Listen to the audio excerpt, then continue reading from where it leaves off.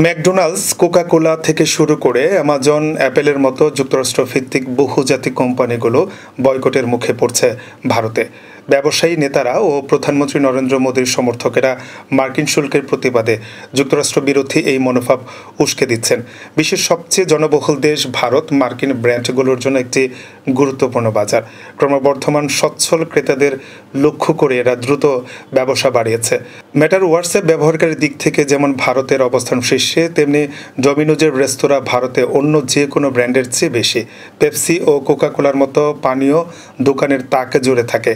আবার নতুন Apple store বা ডিসকাউন্ট দেওয়া স্টারবাকস ক্যাফে খুললেই লাইন ধরে মানুষ। যদিও বয়কটের ডাকে বিক্রি কমে যাওয়ার কোনো তাৎক্ষণিক লক্ষণ নেই, তবুও ডোনাল্ড ট্রাম্প ভারতের পণ্যের উপর 50% শুল্ক আরোপের পর সামাজিক যোগাযোগ মাধ্যমে ও বাইরে দেশীয় পণ্য কেনা এবং মার্কিন ব্র্যান্ড বর্জনের ডাক জোরদার হচ্ছে।